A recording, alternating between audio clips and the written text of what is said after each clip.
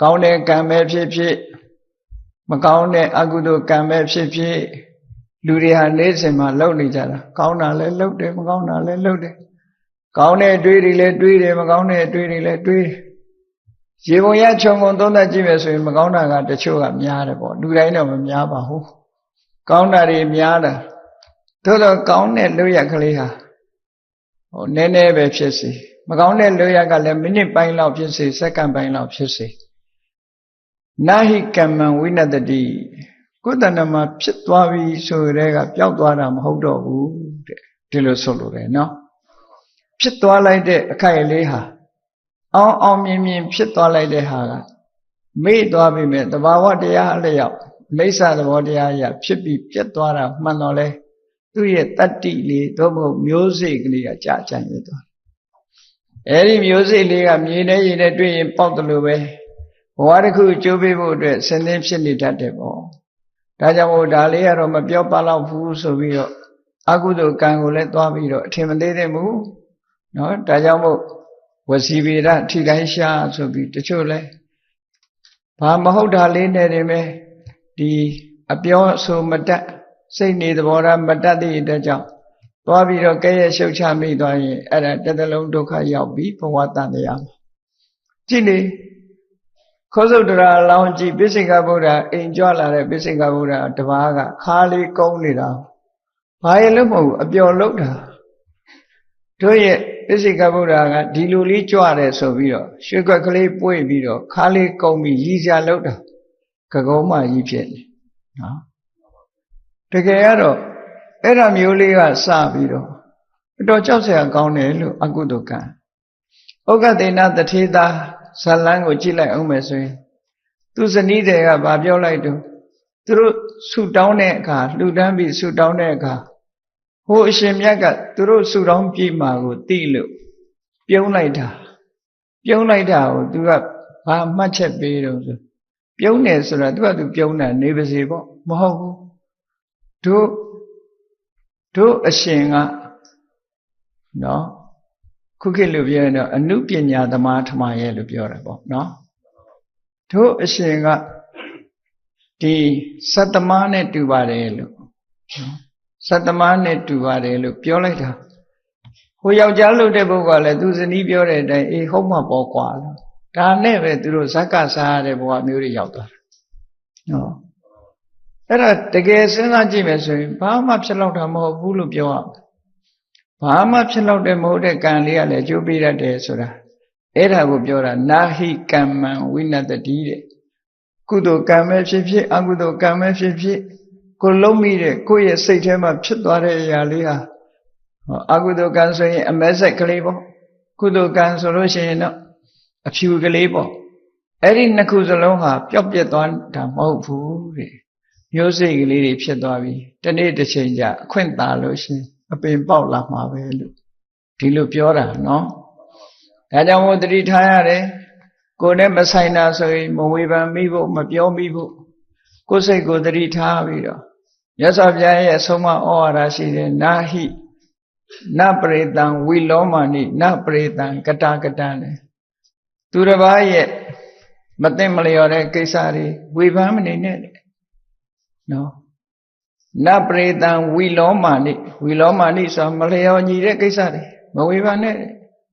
ဟောကတကတံလောက်တာမလောက်တာတွေတော့ဝေဖန်မနေနဲ့ဒီလိုဆိုလို့တယ်နော်ဝေဖန်ပြီးပြောလိုက်မယ်ဆိုရင်ကိုယ်မှအကုသိုလ်ဖြစ်သွားနိုင်တယ်လို့ဒီလိုဆိုနပရိတံဝိလောမာနိနပရိတံကတကတံအတ္တနောဝအဝိခယကိုယ့်ကိုယ်ပဲချီလူတွေကသူများဝေဖန်လိုက်တယ်ဆိုရင်သူများဝေဖန်တဲ့စိတ်ကိုတော့ကောင်းတဲ့စိတ်လို့သွားထင်နေတာအဲ့ဒါကမကောင်းတဲ့စိတ်ဖြစ်သွားတယ်ဒါလေးကိုသတိထားဖို့လိုတယ်နော်အကုသိုလ်ဆိုတာလွယ်လွယ်လေးနဲ့ဖြစ်တယ်ကြည့်မချီးမွမ်းတဲ့လူကိုချီးမွမ်းရင်လည်းအကုသိုလ်ပဲချီးမွမ်းတဲ့လူကိုကဲ့ရဲ့ရင်လည်းအကုသိုလ်ပဲဒီနှစ်ခုကမြတ်စွာဘုရားဟောထားတဲ့ဒေသနာတော်တွေထဲမှာရှိတဲ့ကောကလေးကတော့အလွန်သတိထားရမယ့်ကိစ္စတွေပေါ့မချီးမွမ်းတဲ့လူသွားချီးမွမ်းရင်လည်းအကုသိုလ်ဖြစ်တယ်ချီးမွမ်းတဲ့လူကိုသွားကဲ့ရဲ့မိရင်လည်းအကုသိုလ်ဖြစ်တယ်လို့ဒီလိုလုပ်ပြီးလို့ရှိရင်နှုတ်ကိုအကြောင်းပြုပြီးတော့လူတွေကဒုက္ခရောက်တတ်တယ်လို့ တရားဝါတွေဒုက္ခရောက်တယ်ဆိုတာတရားဝါတွေရဲ့အကျိုးလောကသားတို့အတွက်မြတ်ဗုဒ္ဓဟာလမ်းကြောင်းတွေကိုဖြောင့်ပေးနေတာဖြောင့်ပေးတော့မြတ်စွာဘုရားရဲ့အဆုံးအမတွေကိုများများရပြီးများများတတိထားဖို့လိုတော့ပေါ့ဒါကြောင့်မို့တရားကိုများများနာရမယ်စာဗုဒ္ဓစာပေတွေကိုများများဖတ်ဒီလိုဆိုတာပေါ့နော်တရားမနာရင်လည်းမသိဘူးစာပေတွေမဖတ်ရင်လည်းမသိဘူးသိဖို့လိုတယ်ပေါ့ဒါကြောင့်မို့များများသိအောင်မျက်စိကောင်းနေရင်ဖတ်ဖို့အခွင့်အရေးတွေရှိပါတယ်နော်နားကောင်းနေရင်လည်းနားထောင်ဖို့အခွင့်အရေးတွေရှိပါတယ်မျက်စိကောင်းတဲ့မျက်စိလေးကိုသွားဂိမ်းဆော့တဲ့နေရာသွားအသုံးချရင်မျက်စိမှုံမှာပဲရှိတာပဲဟောအဲ့ဒီနေရာမှာအသုံးမချဘဲနဲ့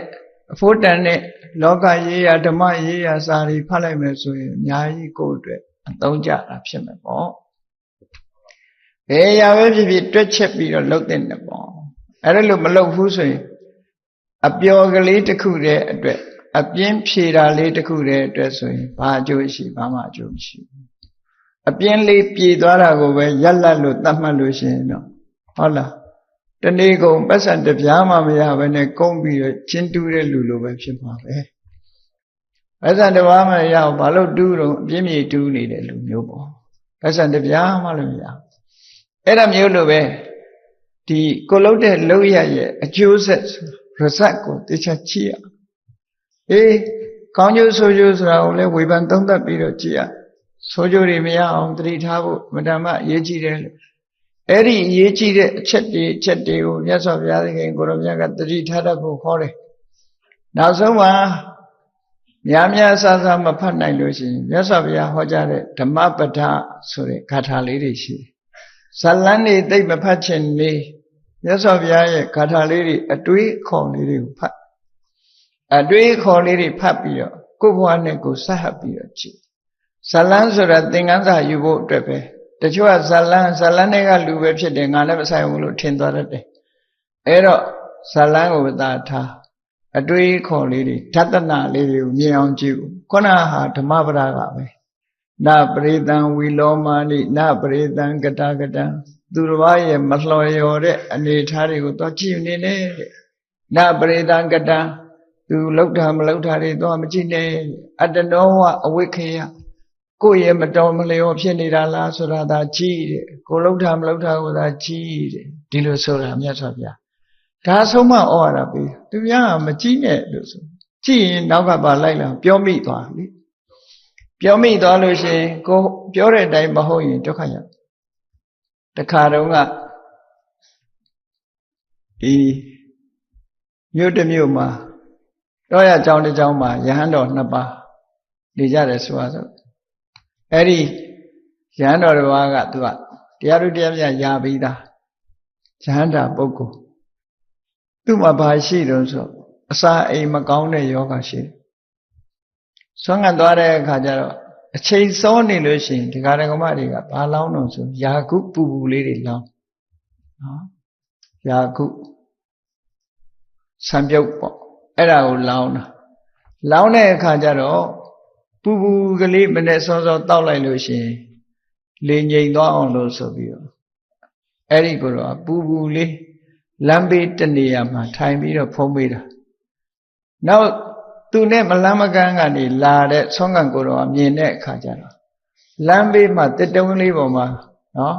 ဆင်ပြေသလိုဖုံးပေးနေတဲ့ကိုတော့ကိုကြည့်ပြီး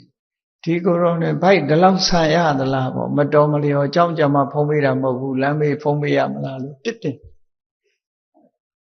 အပြစ်တင်နဲ့မျက်နှာနဲ့ကြည့်သွားစိတ်ထဲရတယ်တွေးတာနော်စိတ်ထဲကတွေးပြီမဲ့လို့မျက်စိကစောင်းပြီးတော့ကြည့်သွားတာကြည့်တာနဲ့ပဲဟိုကတော်ကလည်းသိလိုက်တယ်ငါ့ကိုပြစ်တင်နေတာပဲသူကတော့သူ့ရည်ရွယ်ချက်နဲ့သူလုပ်တာလေကိုသိတာမဟုတ်ဘူးသူ့ဘာယောဂရှိတာဟိုကတော်သိတာလည်းမဟုတ်သို့တော့အဲ့ဒီကိုတော်ကလည်းညနဲ့ကိုတော်တော့မဟုတ်ဘူးသောတာပန်သူကလည်းကျောင်းရောက်တဲ့အခါကျတော့အဲ့ဒီနှစ်ပါးဆုံတော့ခုနကယဟန္တာပုဂ္ဂိုလ်ကမေးတယ်ငါရှင်တရားသူရပြီလားဆိုသူသောတာပန်ဖြစ်တဲ့ကြောင်းအဲ့ဒါဆိုလို့ရှိရင်မင်းသောတာပန်ဖြစ်နေတာလေးကိုရောသောတာပန်ဖြစ်နေတာလေးကိုပြစ်မှုကျွလွန်ထား